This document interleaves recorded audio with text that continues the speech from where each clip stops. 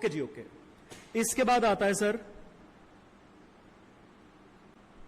भाई बड़ी जल्दी जल्दी तो नहीं बोल गया सारे फॉर्मूले, वात्सल्य पिट जाएगा, ये नहीं रिपीट होगा। फिक्स्ड ओवरहेड वेरिएंसेस, भाई अच्छे से रिवाइज हो रहा है सबको? नींद में तो नहीं हो भाई कि पता चले मैं बोलता ही जा रहा हूं तुम नींद में जागे हो? हाँ जी, कॉन्फिडेंस आ रहा है, मजा आ रहा है रिवीजन का।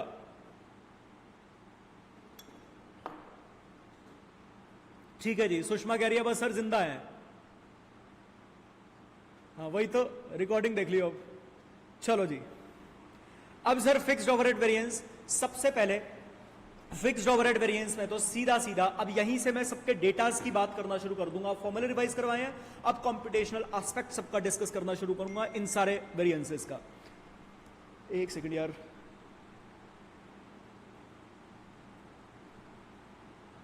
अच्छा अब सर यहां पे फिक्स्ड ओवरहेड वेरिएंसेस में सबसे पहले तो आप बनाते हो डेटा फॉर वेरिएंस।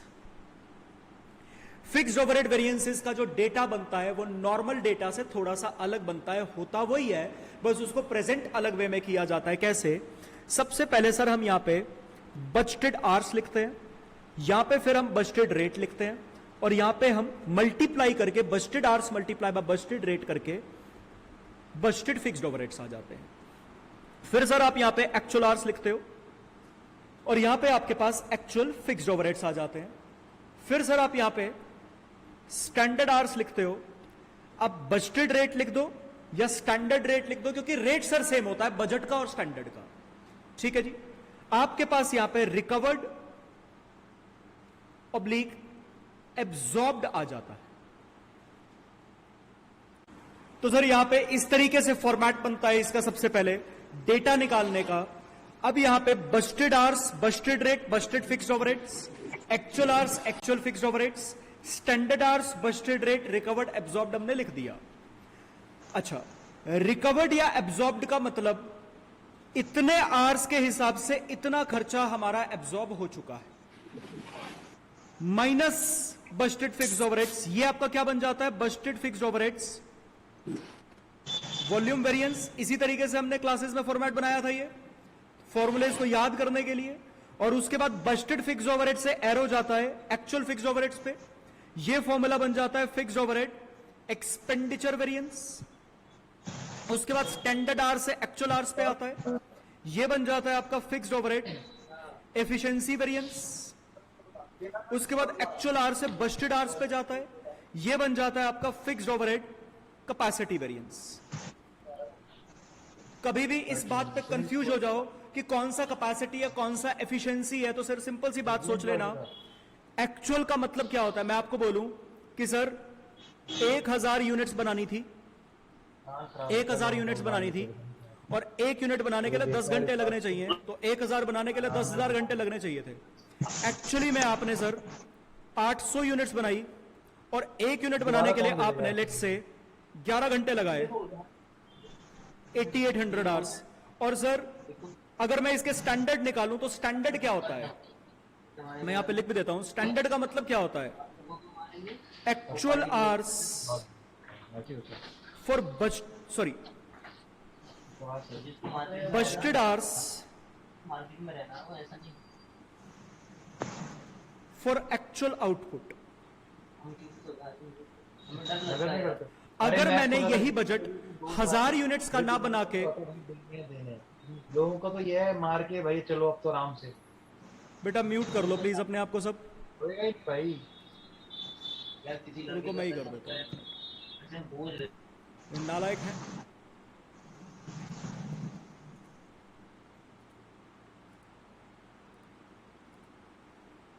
चलो जी, तो सर यहां पे स्टैंडर्ड का अल्टीमेटली मतलब क्या हो गया कि अगर मैंने यही बजट 1000 यूनिट्स का ना बना के 800 यूनिट्स जो कि एक्चुअली में बनी है उन्हीं का ही बनाया होता, तो मैं क्या कहता, 800 यूनिट्स, 1 यूनिट बनाने के लिए बजट था 10 घंटे, तो 800 यूनिट्स को बनाने के लिए कितने घंटे? 8000 घंटे आपको लगने चाहिए थे। So that is budgeted hours, 10 घंटे बजटेड था for actual output. Actual output के लिए कितने घंटे लगने चाहिए थे बजट के अकॉर्डिंग?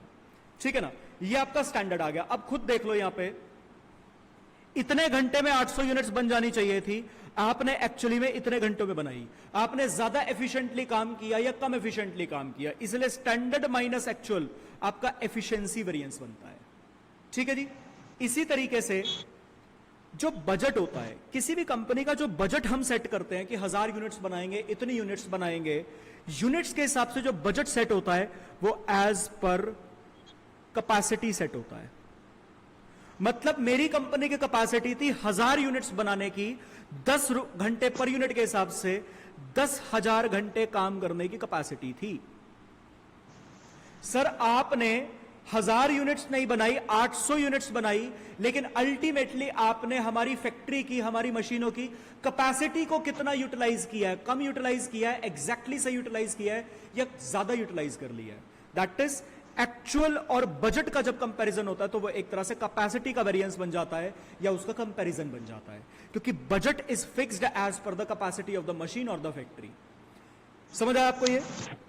तो यहां से सर आपके पास फॉर्मूले निकलते हैं सीधा सीधा इस फॉर्मेट से। रिवाइज करें अगर, Busted hours, Busted rate, Busted fixed overheads, actual hours, actual fixed overheads, standard hours, Busted rate, recovered और एब्जॉर्ब्ड। स्टैंडर्ड आवर्स कैसे निकलेंगे? Actual units multiply by Busted hours per unit, ये आपके स्टैंडर्ड आवर्स आ जाते हैं। फिर रिकवर्ड या absorbed से बस्टेड फिक्स्ड ओवरहेड्स पे एरो बनाया, volume variance. Busted fixed overhead से एक्चुअल फिक्स्ड ओवरहेड्स पे एरो बनाया, एक्सपेंडिचर वेरिएंस। स्टैंडर्ड आवर्स से एक्चुअल आवर्स तक एरो बनाया, एफिशिएंसी। भूल जाओ, लॉजिक से सोच लेना कि इतने घंटों में काम हो जाना चाहिए था, स्टैंडर्ड माइनस एक्चुअली में इतने घंटों में काम किया, एफिशिएंटली या इनएफिशिएंटली। उसके बाद एक्चुअल माइनस एक्चुअल से एरो लगाया, बजटेड तक, फिक्स्ड ओवरहेड कैपेसिटी। भूल जाओ, लॉजिक से याद कर लेना, सर एक्चुअली में इतने घंटे काम करके कैपेसिटी को यूटिलाइज किया, बजट के अकॉर्डिंग इतनी कैपेसिटी थी, तो कितनी कैपेसिटी को की यूटिलाइजेशन हुई है, कैपेसिटी वेरिएंस। सीधा सीधा यहां से फॉर्मूले आ जाते हैं सर आपके पास। Fixed overhead, volume, fixed overhead, अपना एक्सपेंडिचर वेरिएंस।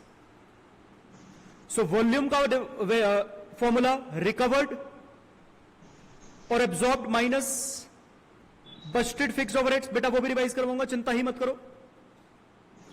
उसके बाद fixed overhead expenditure variance, Busted fixed overheads minus actual fixed overheads. उसके बाद फिक्स्ड ओवरहेड वॉल्यूम वेरिएंस के फर्दर दो आते हैं। यहां से चाहे आप इस तरीके से देख लो, पूरा यहां से यहां पूरा वॉल्यूम है और ये यहां पे दो इसके पार्ट्स हैं। सो बेसिकली वॉल्यूम वेरिएंस के ही ये दो पार्ट्स होते हैं। तो वॉल्यूम वेरिएंस के दो parts, fixed overhead efficiency, fixed overhead capacity. Fixed overhead efficiency variance का फॉर्मूला आपके पास क्या आता है? वही जो अभी बनाया, standard hours minus actual hours. ये तो सर एरो से पता चल गया। आंसर तो मेरे को रेट में निकालना है, अमाउंट में निकालना है, मल्टीप्लाई बाय बस्टेड रेट। अब बस्टेड रेट से मल्टीप्लाई कर लो या स्टैंडर्ड रेट से, वो रेट सेम ही होता है। फिक्स्ड ओवरहेड कैपेसिटी वेरिएंस का formula actual hours minus Busted hours पे गया था एरो, मल्टीप्लाई बाय अमाउंट में निकालना है तो बस्टेड रेट। अब चाहे बस्टेड रेट लिख दो चाहे स्टैंडर्ड रेट लिख दो, कोई दिक्कत नहीं है। तो यहां पे ये सारे हो गए। अच्छा सर, इसी में ही आपसे और क्या मांगा जा सकता है? कई बार क्वेश्चन कहता है एफिशिएंसी रेशो निकाल दो,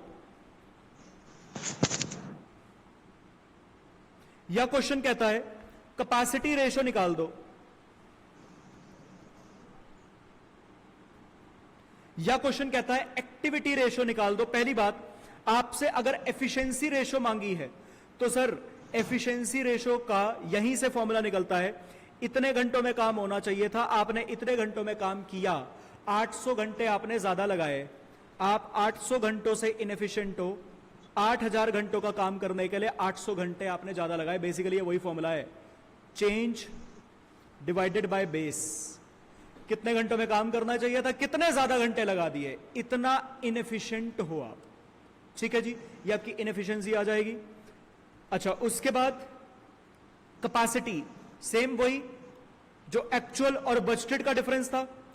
8800 आवर्स काम किया जबकि कैपेसिटी 10,000 घंटे काम करने की थी, तो सर आपकी कैपेसिटी 10,000 घंटे काम करने की थी, आपने 8800 आवर्स काम किया, आपने 1200 घंटों की कैपेसिटी को यूटिलाइज नहीं किया।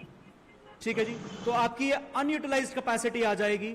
100% में से माइनस करोगे ये वाली अनयूटिलाइज्ड, आपके पास यूटिलाइज्ड कैपेसिटी आ जाएगी। As simple as that. तो इन्हीं वेरिएंसेस से इसके फॉर्मूले निकले।